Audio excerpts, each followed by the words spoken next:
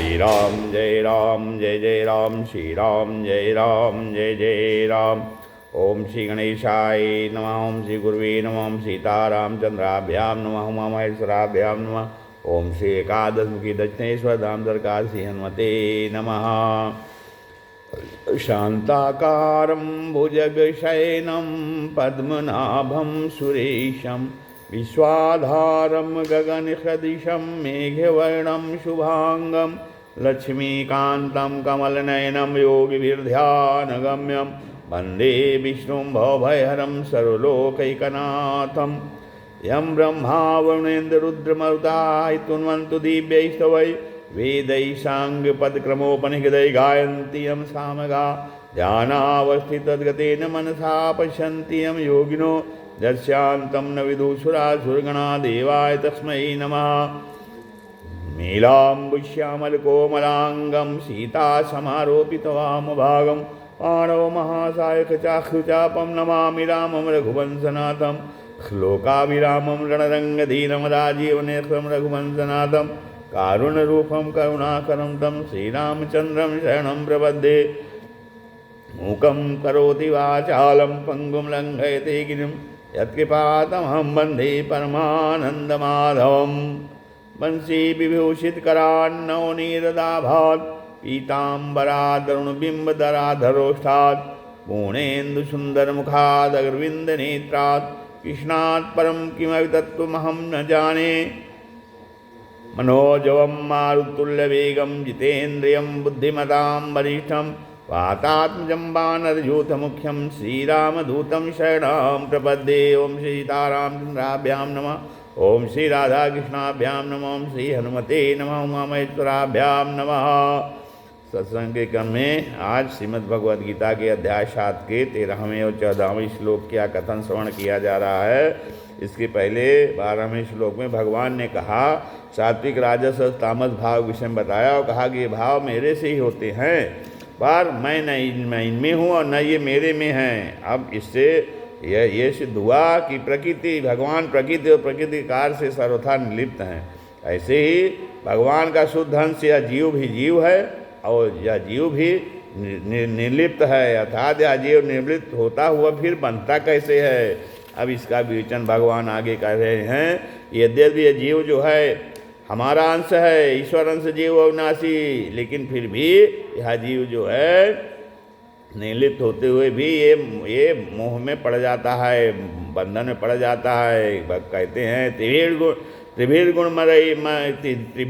मरई मयैर्भावै रेभी सर्वमिदं जगत मोहितम नाभिजानाति मामे व्यापरम अव्ययम। कहते हैं जो 3 गुण हैं, ये सात्विक राजस और तामस, इन 3 गुणों से जगत मोहित हो जाता है, या जीव मोहित हो जाता है और इन गुणों से मोहित होकर के वो अविनाशी मेरे को नहीं जानता है। हाँ, तो कहते हैं सत्व रज और तम, ये तीनों गुणों की वृत्तियाँ तो उत्पन्न और लीन होती रहती हैं। उनके साथ जो है तादात्म्य करते, एकता करके मनुष्य जो है अपने को सात्विक राजस और तामस मान लेता है, अर्थात उनका अपने में आरोप कर लिया कि मैं सात्विक हूँ, मैं राजस हूँ, मैं तामस हो गया हूँ।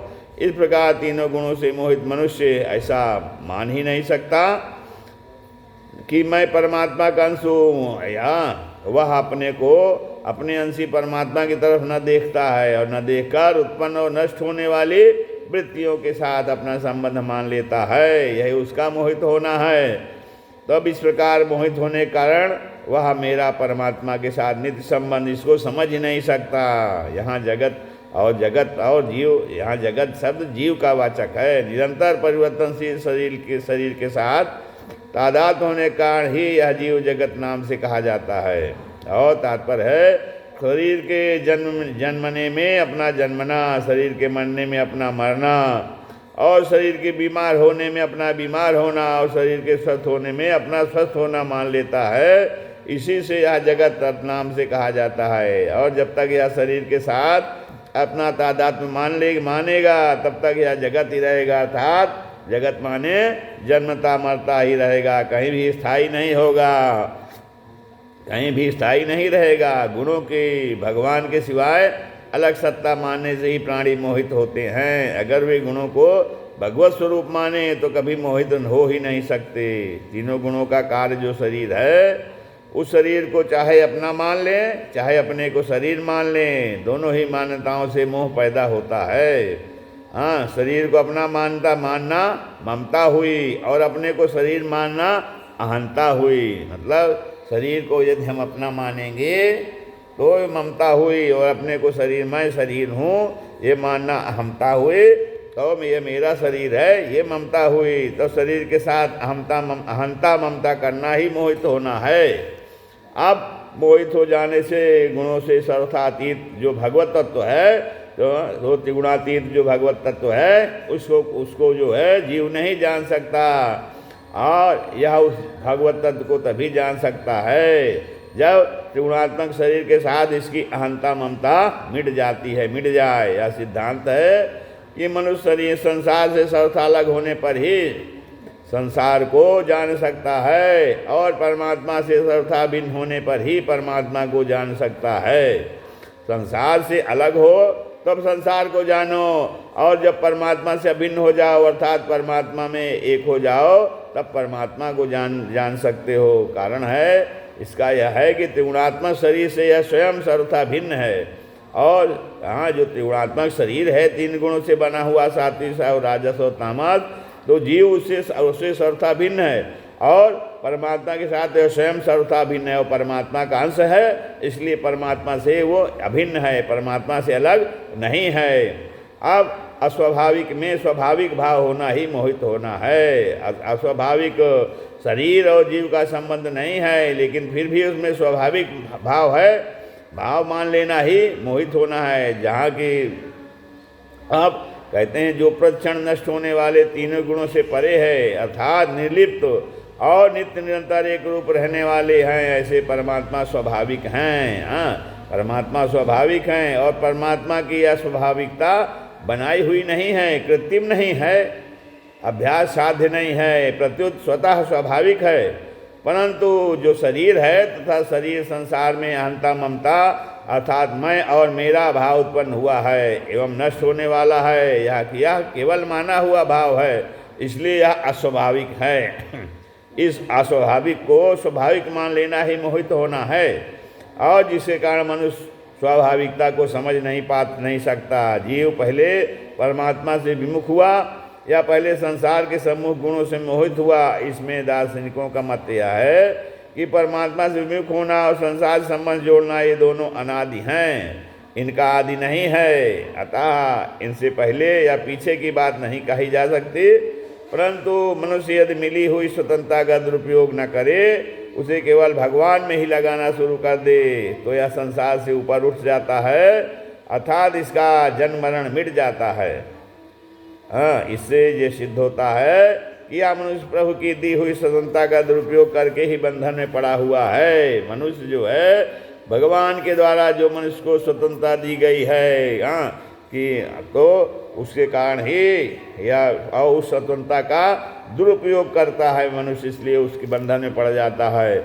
और अपनी स्वतंत्रता का दुरुपयोग करके नष्ट होने वाले पदार्थों में उलझ जाने से यह परमात्मा तत्व को जान नहीं पाता है, जान नहीं सकता। परमव्यम पद से भगवान कहते हैं कि मैं इन गुणों से परे पर हूँ, अर्थात इन गुणों से सर्वथा रहित असंबद्ध निर्लिप्त हूँ। मैं न कभी किसी गुण से बंधा हुआ हूँ और न गुणों के परिवर्तन से मेरे में कोई परिवर्तन ही होता है। ऐसे मेरे वास्तविक स्वरूप को गुणों से मोहित प्राणी नहीं जान सकते। अब आगे भगवान जो है अपने को न जान सकने में कारण बताते हैं। क्या कारण है कि दैवी हे सा गुणमयी मम माया दुरतया मामे वे प्रपद्यन्ते माया में ताम तरंति ते। भगवान कहते हैं इसमें मेन कारण क्या है कि क्योंकि गुणों कहते हैं कि यह मेरी गुणमयी दैवी माया जो है वो बड़ी दुरत्य है। दैवी हे सा गुणमयी मेरी जो ये माया है मेरी, ये बहुत दुरत्य है, बहुत अर्थात इससे पार पाना बड़ा कठिन है। हाँ, जो मेरी ये माया है त्रिगुणात्मयी त्रिगुणमयी ये माया जो है इससे पार पाना बहुत मुश्किल है। हाँ, कौन पार पा सकता है? मामेव ये प्रपद्यन्ते माया मेताम तरन्ते, जो केवल मेरे ही शरण होते हैं, भगवान कहते हैं, वे ही इस माया को तर जाते हैं, पार कर पाते हैं। हाँ, अब भगवान कहते हैं कि सात्विक राजस और तामस भाव मेरे से ही होते हैं। उसी बात को लेकर भगवान ने यहाँ गुणमयी माया को अपनी दैवी अलौकिक माया बताया है। हाँ, माया को गुणमयी कहने का तात्पर्य है कि माया कार्य रूप है, क्योंकि गुण प्रकृति के कार्य हैं और वे गुण ही जीव को बांधते हैं, स्वयं प्रकृति नहीं बांधती है। अब भगवान कहते हैं कि दैवी हेषा गुणमयी मम माया दुरत्य, अर्थात सत्व रज और तम, इन तीन गुणों वाली जो दैवी अर्थात देव अर्थात परमात्मा की माया है, वो बड़ी ही दुरत्य है, अर्थात उसका पार नहीं पाया जा सकता है। भोग और संग्रह की इच्छा रखने वाले मनुष्य इस माया से संबंध विच्छेद नहीं कर सकते हैं, जो भोग और संग्रह की इच्छा रखते हैं। हाँ, तो ऐसे मनुष्य इस माया से अलग नहीं हो सकते हैं। दुरत्य का कहने का तात्पर्य है कि ये मनुष्य अपने को कभी सुखी और कभी दुखी, कभी समझदार और कभी बेसमझ, कभी निर्बल और कभी बलवान आदि मानते हैं, और ऐसा मानकर इन भावों में तल्लीन रहते हैं। इस तरह आने जाने वाले प्राकृत भावों और पदार्थों में ही तादात्म्य, ममता, कामना करके उनसे बंधे रहते हैं और अपने को इनसे रहित अनुभव नहीं कर सकते। यही इस माया में दुरत्ययपना है।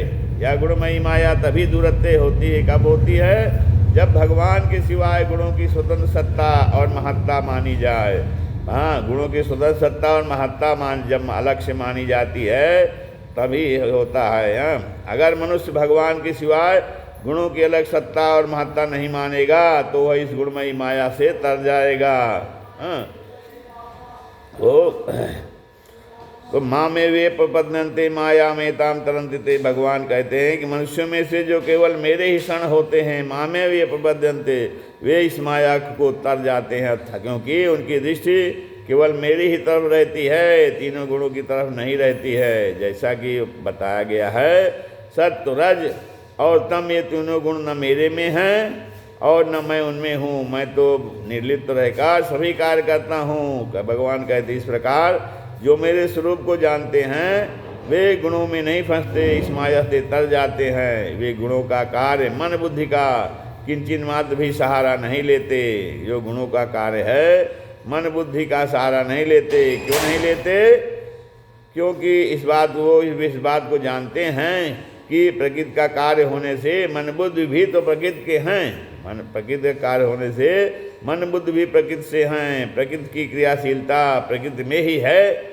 जैसे प्रकृति हरदम प्रलय की तरफ जा रही है, ऐसे ही मन बुद्धि भी तो प्रलय की तरफ जा रहे हैं। अतः उनका सहारा लेना ये परतंत्रता ही है। ऐसी परतंत्रता बिल्कुल न रहे और परा प्रकृति जो कि परमात्मा का अंश है केवल परमात्मा की तरफ आकृष्ट हो जाए तथा अपरा से सर्वथा विमुख हो जाए। यही भगवान के सर्वथा शरण होने का तात्पर्य है।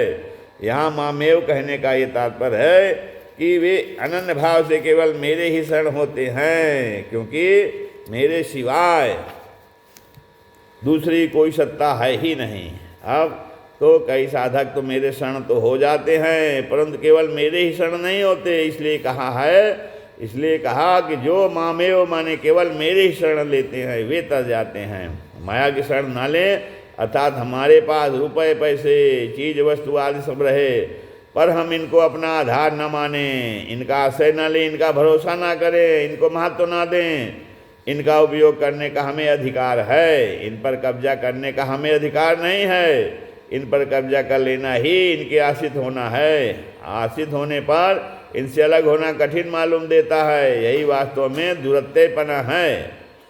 इस दुरत्यपना से छूटने के लिए ही उपाय बताते हैं। माँ में वे प्रपद्यन्ते, जो आप कहते हैं शरीर इंद्रिया आदि सामग्री को अपनी और अपने लिए न मान करके भगवान की और भगवान के लिए ही मानना, भगवान के भजन में उनके आज्ञा पालन में लगा देना है। अपने को इनसे कुछ नहीं लेना है। इनको भगवान में लगा देने का फल भी अपने को नहीं लेना है, क्योंकि जब भगवान की वस्तु सर्वथा भगवान के अर्पण कर दी जाए, अर्थात उसमें भूल से जो अपनापन कर लिया था वह हटा लिया, तब उस समर्पण का फल हमारा कैसे हो सकता है। यह सब सामग्री तो भगवान की सेवा के लिए ही भगवान से मिली है, अतः जो है इसको उनकी सेवा में लगा देना हमारा कर्तव्य है, हमारी ईमानदारी है।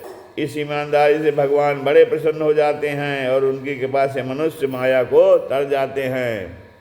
अपने पास अपनी कोई वस्तु है नहीं, भगवान की दी हुई वस्तुओं को अपनी मानकर अपने में अभिमान किया था, यह गलती थी। भगवान का तो बड़ा ही उदार एवं प्रेम भरा स्वभाव है कि वे जिस किसी को कुछ देते हैं उसको इस बात का पता ही नहीं लगने देते कि ये भगवान की दी हुई है, प्रत्युत तो जिसको जो कुछ मिला है उसको वह अपनी और अपने लिए ही मान लेता है। यह भगवान का देने का एक विलक्षण ढंग है। उनकी इस कृपा को केवल भक्त लोग ही जान सकते हैं। भगवान की ऐसी कृपा को भक्त लोग ही जानते हैं, परंतु जो लोग भगवान से विमुख होते हैं वे सोच ही नहीं सकते कि इन वस्तुओं को हम सदा अपने पास रख सकते हैं क्या, अथवा वस्तुओं के पास हम सदा रह सकते हैं क्या, इन वस्तुओं पर हमारा आधिपत्य चल सकता है क्या। इसलिए वे अनन्य भाव से भगवान के शरण नहीं हो सकते। इस यहाँ पर ये भाव यह हुआ कि जो केवल भगवान की शरण होते हैं, अर्थात जो केवल दैवी संपत्ति वाले होते हैं, वे भगवान की गुणमयी माया को तर जाते हैं। परंतु जो भगवान के शरण होकर देवता आदि के शरण होते हैं, अर्थात जो केवल आसुरी संपत्ति वाले प्राण पिंड पोषण परायण सुख भोग परायण होते हैं, वे भगवान की गुणमयी माया को नहीं तर सकते। ऐसे असुर स्वभाव को मनुष्य भले ही असुर स्वभाव वाले मनुष्य भले ही ब्रह्मलोक तक चले जाएं तो भी उनको अर्थात ब्रह्मलोक तक गुणमयी माया होने से वहाँ से लौटना ही पड़ता है, जन्मना मरना ही पड़ता है। श्री राम जय जय राम, श्री राम जय राम।